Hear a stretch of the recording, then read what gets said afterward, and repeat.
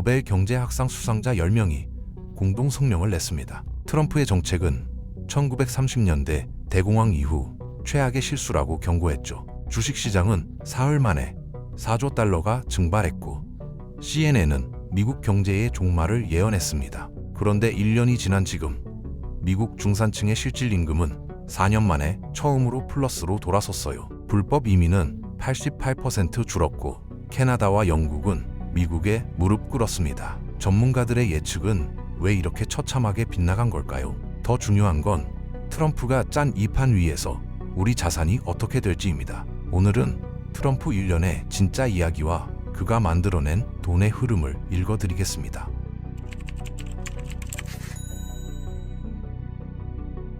(2024년) 선거를 떠올려 보세요. 미국인들은 절망에 빠져 있었습니다. 4년간 달러 가치는 20% 떨어졌고 슈퍼마켓에서 장을 볼 때마다 충격을 받았죠. 달걀은 40%, 빵은 30%, 고기는 20% 올랐습니다. 평범한 가정의 한 달 식비가 $300에서 $500로 뛰었어요. 바이든 정부는 속수무책이었습니다. 연준은 금리만 올렸고 백악관은 기업들의 탐욕을 비난하는 것 외엔 할 게 없었죠. 중산층은 무너지고 있었습니다. 이때 트럼프가 나타났어요. 그는 단 하나에 집중했습니다. 물가였죠.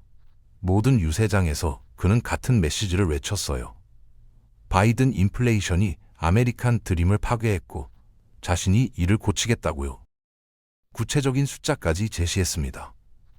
6개월 안에 휘발유를 갤런당 $2로, 1년 안에 달걀을 한 판당 $3로 낮추겠다고 약속했죠.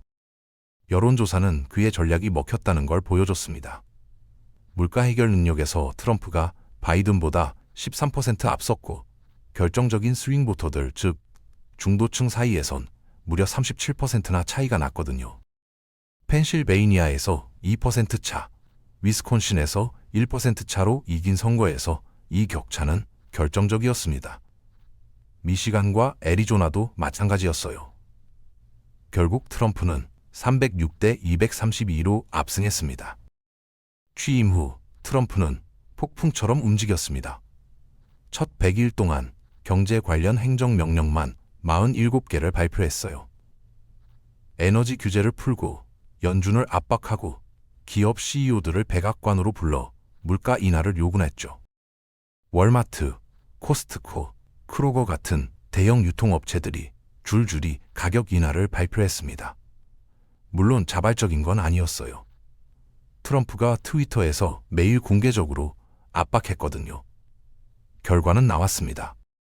연간 물가 상승률을 2.8%로 안정시켰어요. 바이든 시절 5%에서 6% 사이를 오가던 것과 비교하면 엄청난 진전이었죠. 더 놀라운 건 실질 임금이 올랐다는 겁니다. 물가를 반영한 진짜 소득이 2024년부터 계속 증가했거든요. 특히 저소득층일수록 혜택이 컸어요. 하위 10% 노동자들의 실질 임금 증가율이 가장 높았습니다. 시간당 임금이 평균 3.2% 올랐는데 물가를 빼면 실질적으로 0.4% 증가한 겁니다. 작아 보이지만 이게 얼마나 대단한지 아세요? 바이든 4년 동안 실질 임금은 마이너스 2.1%였습니다. 물가가 임금보다 빠르게 올라서 국민들이 실제로는 가난해진 거죠. 트럼프는 이 흐름을 단 1년 만에 역전시켰어요. 데이터상으론 미국인들이 코로나 이전보다 더 잘 살게 됐습니다. 물론 한계는 있었습니다. 사람들이 원한 건 물가 안정이 아니라 물가 하락이었거든요. 달걀이 여전히 한 판에 $7, 빵 한 덩이에 $5, 휘발유가 갤런당 $3.5인 상황에서 유권자들은 배신감을 느꼈어요. 트럼프가 약속한 숫자와 달랐으니까요. 하버드 경제학 연구팀이 흥미로운 결과를 발표했습니다. 사람들은 물가 상승을 기업의 탐욕이나 정부의 무능 탓으로 돌리지만 임금 상승은 자기 능력과 노력의 결과로 받아들인다는 거죠. 심리학자들은 이를 귀인 오류라고 부릅니다. 월급이 오르면 내가 잘해서고 물가가 오르면 누군가 잘못해서라고 느끼는 겁니다. 둘 다 같은 인플레이션이 원인인데도 말이죠. 이게 트럼프가 해결할 수 없는 심리적 딜레마였습니다. 하지만 트럼프는 포기하지 않았습니다. 그는 더 대담한 전략을 꺼냈어요. 금리 인하였죠. 연준 의장 제롬 파월과의 전면전이 시작됐습니다. 트럼프는 파월을 공개적으로 비난했어요. 트위터에 하루에 10번씩 파월을 무능하다고 공격하는 글을 올렸죠. 심지어 형사 고발까지 했습니다. 이유는 명확했습니다. 미국의 국가부채가 38조 달러를 넘어섰거든요. 국민 1인당 11만 달러가 넘는 빚이고 이 빚의 이자만 연간 1조 2천억 달러가 넘습니다. 국방 예산이 8천억 달러, 교육 예산이 800억 달러인 걸 생각하면 엄청난 금액이죠. 금리를 단 2%만 낮춰도 정부는 매년 7천억 달러에서 8천억 달러를 아낄 수 있었습니다. 이 돈이면 대학 등록금을 전액 무상으로 만들 수 있어요. 게다가 기업들의 대출 비용도 줄어들고 주택담보대출 금리도 떨어져서 부동산 시장이 살아날 수 있었죠. 파월은 강하게 저항했습니다. 금리를 급격히 낮추면 인플레이션이 다시 터진다고 경고했어요. 하지만 그의 임기는 5월에 끝납니다. 트럼프는 이미 후임자 리스트를 만들어놨어요. 후보들은 모두 트럼프의 금리 인하 정책에 동의하는 사람들이죠. 월스트리트는 긴장하고 있습니다. 금과 응 가격이 사상 최고치를 경신하는데 투자자들이 달러 가치 하락에 대비하는 거거든요. 관세 정책에서 트럼프의 진가가 드러났습니다. 해방의 날이라 부른 그날, 트럼프는 중국산 제품의 60%, 유럽연합 제품의 25%, 그 외 모든 국가에 10%의 관세를 부과하겠다고 발표했어요. 주식시장은 즉각 반응했습니다. 다우존스가 하루에 1,500포인트 폭락했고 SP500은 12% 떨어졌죠. 3일 만에 시가총액 4조 달러가 증발했습니다. 모든 전문가들이 재앙을 예언했어요. 이코노미스트는 1930년대 대공황 이후 최악의 정책 실수라고 비난했고 노벨 경제학상 수상자 10명이 공동 성명을 내며 철회를 요구했죠. 하지만 트럼프는 계획이 있었습니다. 관세는 처음부터 협상 카드였거든요. 실제로 부과할 생각이 없었어요. 발표 후 2주 만에 세계가 움직이기 시작했습니다. 스위스 대통령이 백악관을 방문해서 트럼프 이니셜이 새겨진 13달러짜리 순금 금괴를 선물했어요. 카타르 왕세자는 더 대담했습니다. 40대의 대형 텔레비전과 금도금 내장재가 갖춰진 4억 달러짜리 전용기를 트럼프에게 바쳤죠. 물론 이건 순수한 선물이 아니었습니다. 관세 면제를 위한 거였어요. 캐나다는 재빨리 움직였습니다. 미국 자동차 제조업자들에게 유리한 조항들을 포함한 새 무역협정에 서명했죠. 캐나다산 목재와 유제품에 대한 쿼터를 대폭 늘렸습니다. 영국도 비슷했어요.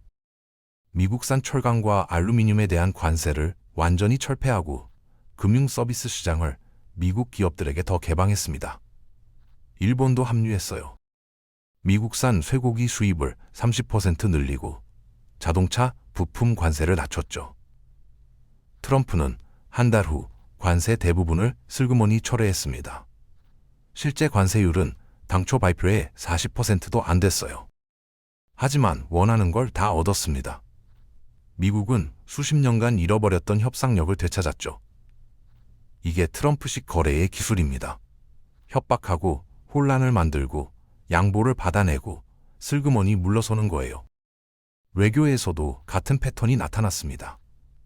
우크라이나 대통령 젤렌스키가 백악관을 방문했을 때 트럼프는 언론 앞에서 그를 공개적으로 망신줬어요. 당신은 협상 카드가 하나도 없다. 러시아와 타협할 준비를 하라고 말했죠. CNN은 이를 생중계했고 전 세계가 충격을 받았습니다. 미국이 우크라이나를 버린다고 생각했어요. 하지만 3개월 후 상황이 완전히 반전됐습니다. 트럼프는 젤렌스키를 플로리다 마라라고 리조트로 초대해서 비공개 회동을 했어요. 그리고 우크라이나에 대한 군사 지원을 계속하겠다고 약속했고 오히려 지원 규모를 20% 늘렸습니다. 혼란스러워 보이지만 이게 전략이었습니다. 예측 불가능성 자체가 무기가 되거든요. 중국이 대만 침공을 고민할 때 트럼프가 어떻게 반응할지 전혀 알 수 없다는 것 자체가 강력한 억지력으로 작동합니다. 러시아도 이란도 북한도 마찬가지죠. 전통적인 외교관들은 이해 못하지만 트럼프는 불확실성을 전략 무기로 만들었습니다. 실제로 그의 임기 중 주요 군사 충돌은 한 건도 없었어요. 그리고 트럼프의 진짜 승리가 있습니다. 바로 이민 정책이에요. 불법 이민이 기록상 최저치로 떨어졌거든요. 바이든 시절 한 달에 평균 25만 명이 불법으로 국경을 넘었는데 지금은 한 달에 3만 명 수준입니다. 4년간 폭발적으로 증가하던 불법 이민을 단 1년 만에 88% 줄인 겁니다. 어떻게 했을까요? ICE라는 이민 단속국의 예산을 연간 80억 달러에서 320달러로 400% 증액했어요. 단속 요원을 2만 명에서 8만 5천 명으로 늘렸죠. 국경 장벽 건설도 재개했습니다. 바이든이 중단시켰던 텍사스와 애리조나 구간 800km를 1년 만에 완공했어요. 강력한 단속이 펼쳐졌습니다. 마스크를 쓴 연방 요원들이 공장과 농장, 심지어 학교 주변에서도 불법 체류자들을 체포했어요. 소셜미디어엔 충격적인 영상들이 돌았죠. 어린 자녀 앞에서 부모가 수갑 차는 장면, 새벽에 급습당하는 공장 노동자들의 모습이 퍼졌습니다. 논란은 엄청났지만 결과는 명확했습니다. 트럼프는 약속을 지켰어요. 물론 부작용도 있었습니다. 노동력이 급격히 줄면서 농업과 건설업, 식품 가공업에서 임금이 20%에서 30%까지 올랐거든요. 캘리포니아 농장들은 인력 부족으로 과일이 나무에서 썩었고 텍사스 건설 현장은 공사가 지연됐습니다. 기업들은 이 비용을 고스란히 소비자에게 전가했죠. 하지만 트럼프 지지자들은 이게 필요한 대가라고 봅니다. 법치를 회복하는 과정이라고요. 결국 트럼프의 1년은 무엇이었을까요? 완벽한 성공도 완전한 실패도 아니었습니다. 하지만 분명한 건 그가 자기만의 방식으로 미국을 바꾸고 있다는 겁니다. 인플레이션을 5%대에서 2.8%로 안정시켰고 실질 임금을 4년 만에 처음으로 플러스로 돌렸으며 무역 협상에서 협상력을 회복했고 국경을 다시 통제하기 시작했습니다. 전통적인 방식은 아니었지만 결과는 나오고 있어요. 물론 한계도 명확합니다. 물가는 코로나 이전으로 안 돌아갔고 제조업 일자리는 여전히 해외에 있으며 국가 부채는 오히려 더 늘어났죠. 결국 트럼프의 1년은 우리에게 한 가지 사실을 증명했습니다. 그는 미친 것이 아니라 철저하게 예측 불가능성을 무기로 판을 흔드는 중이라는 겁니다. 그런데 여기서 끝이 아닙니다. 한국은 지금 트럼프의 관세 협상 리스트 3순위에 올라 있어요. 반도체, 자동차, 배터리가 모두 타깃입니다. GDP의 40%를 수출에 의존하는 우리에게 이건 재앙이 될 수 있죠. 어제 관세 25%를 예고했다가 오늘 다시 한국과 함께 해결책을 마련한다고 트럼프는 또 말을 뒤집었습니다. 이번에는 예측 불가능한 무기가 한국을 향하고 있습니다.